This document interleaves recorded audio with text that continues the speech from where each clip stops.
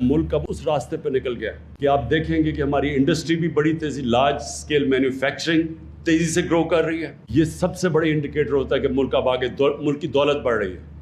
हमारी जो एग्रीकल्चर है इसके अंदर तारीख बनी है, क्योंकि हमने क्या किया कि हमने जो सबसे बड़ा फैसला किया कि जो हमारे किसान थे, हमने उनको कहा कि जो ये शुगर मिल्स ये एक साल तक पैसे नहीं देती थी जो काश्तकारों को, और फिर ये जो उनको प्राइस भी होता था, अगर 180 रुपये प्राइस फिक्स किया गया गन्ने का, तो वो 180 भी नहीं देती थी। वो एक वर्ड यूज़ करते हैं, कटौती होती थी बीच में से, वो 120 पे उनको कैश पे फारग कर देते थे।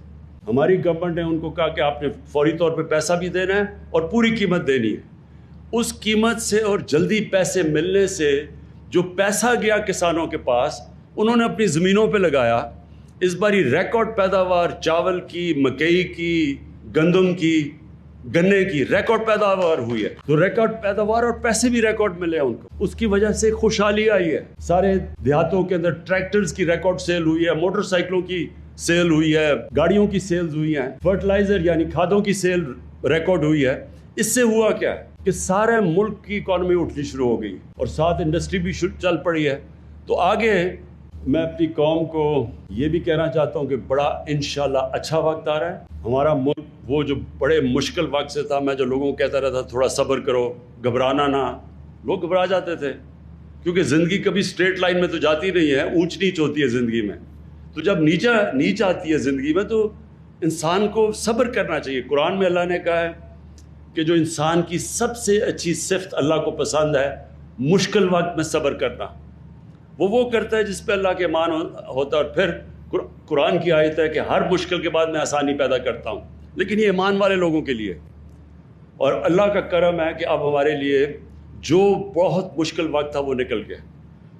जो मैं अपनी कौम को आगाह करना चाहता हूँ, जो अब ख़तरा है वो ख़तरा ये है कि जैसे जैसे अब हमारी इकॉनमी बढ़ती जा रही है, प्रेशर अब पड़ेगा हमारे करंट अकाउंट के ऊपर। करंट अकाउंट का मतलब होता है कि डॉलर मुल्क में कितने आ रहे हैं और डॉलर मुल्क से बाहर कितने जा रहे हैं। अभी तक जो पिछले 8-10 महीने में हमारा करंट अकाउंट, जो जब हमें मिली थी गवर्नमेंट 2.5 साल पहले, 20 अरब डॉलर का खसारा था। पाकिस्तान की तारीख का सबसे बड़ा खसारा हमें मिला था। अब पिछले 10 महीने से जो हमारा करंट अकाउंट है वो सरप्लस पे है। तो हमारे मुल्क में ज़्यादा डॉलर्स आ रहे हैं बनिस्बत बाहर जाने की, जिसकी वजह से हमारा रुपया, ये भी पाकिस्तान में तारीख पे बड़ा कम हुआ कि पिछले कितने महीने में हमारा रुपया मजबूत होता गया। और हम कोई मार्केट के अंदर अपने पैसे नहीं, डॉलर नहीं फेंके, खुद ही मार्केट फोर्सेस से मजबूत होता गया। इसका मतलब हमारे रिजर्व्स बढ़ते गए हैं। तो मुल्क इस वक्त ठीक जगह पे खड़ा है। लेकिन ख़तरा ये है कि जैसे जैसे हमारी इकॉनमी ग्रो करेगी तो हमें इंपोर्ट्स की ज़्यादा ज़रूरत पड़ेगी, हमें मशीनें बाहर से ज़्यादा बुलानी पड़ेंगी। जब तक हमारे मुल्क खुद ये चीज़ें नहीं बनाता, तो ख़तरा ये है कि हमारी जैसी जैसी इकॉनमी ग्रो कर रही है, हमारी करंट अकाउंट के ऊपर प्रेशर पड़ेगा, हमारे मुल्क से ज़्यादा डॉलर्स बाहर जाना शुरू हो जाएंगे बनिस्बत अंदर आने के। इससे हमने अब बचना है। अभी तक तो हमें ओवरसीज़ पाकिस्तानियों ने वो काम किया है जो कभी पाकिस्तान की तारीख में पहले नहीं किया। रिकॉर्ड रेमिटेंसेस भेजी है उन्होंने, हमें वो पैसा भेजा है जिसकी वजह से बहुत बड़ी वजह कि हमारा रुपया मजबूत है। तो इंशाल्लाह हम जो अब प्लानिंग कर रहे हैं कि जिसको कहते हैं सस्टेनेबल ग्रोथ, कि हम जब अब अपने मुल्क को आगे बढ़ाएंगे तो साथ साथ हमने इसके ऊपर नज़र रखनी है कि हमें फिर कभी IMF के पास ना जाना पड़े।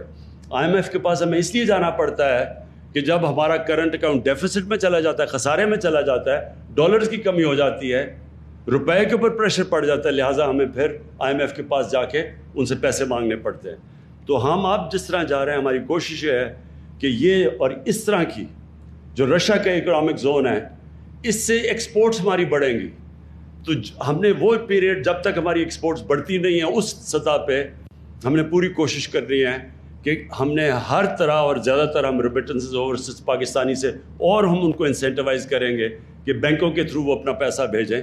उससे ये होगा कि जब तक हमारी एक्सपोर्ट्स, जिस तरह ये रशिया का और भी हमने इकोनॉमिक जोन जो CPEC के बीच में बनाए हुए हैं, अब जो अगला फेज CPEC का है वो ये इंडस्ट्रियल जोन्स का है। पहले तो कनेक्टिविटी थी और पावर सेक्टर में इन्वेस्टमेंट थी, اب انویسٹمنٹ آ گئی ہے یہ اس کے اندر جو انڈسٹریل زونز ہیں، اور انڈسٹریل زون سے انشاءاللہ ایکسپورٹ شروع ہوگی، اور ایکسپورٹ سے پھر ہم بچ جائیں گے کہ جو ہر تھوڑی دیر کے بعد جب ہم اوپر جانے لگتے ہیں ہمارا کرنٹ اکاؤنٹ خسارے میں چلا جاتا ہے، پھر بریک لگ جاتی ہے، پھر ہمیں پیسے مانگنے پڑتے ہیں. تو انشاءاللہ ان انڈسٹریل زون سے ہم اتنی زیادہ ایکسپورٹ کریں گے کہ ہمیں پھر اس ٹریپ پہ نہ پھنسنا پڑے.